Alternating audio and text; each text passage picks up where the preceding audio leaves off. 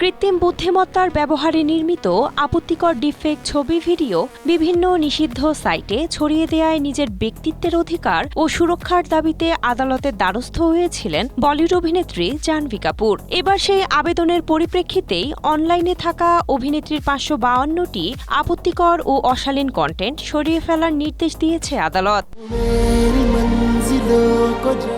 জানা গেছে, মামলায় প্রায় ৭,০০০ লিঙ্কের তথ্য উল্লেখ ছিল। প্রাথমিক অনুসন্ধানে আপাতত ৫৫২টি কন্টেন্ট আপত্তিকর ও অশালীন হিসেবে চিহ্নিত হওয়ায় সেগুলো সরিয়ে ফেলার নির্দেশ দেওয়া হয়েছে।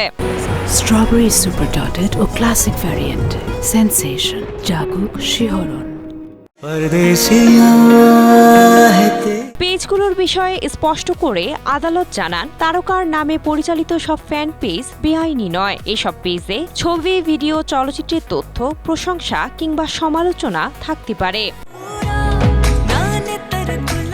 তবে কোনো পেজ যদি অশালীন কন্টেন্ট ছড়ায় কিংবা তারকার পরিচয় ব্যবহার করে অবৈধভাবে অর্থ উপার্জন করে, তবে তার বিরুদ্ধে কঠোর আইনি ব্যবস্থা নেওয়া যাবে।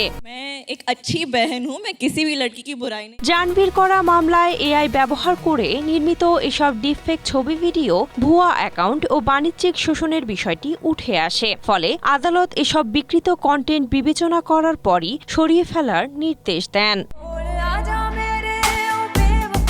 Cynthia Aktari, Asia post.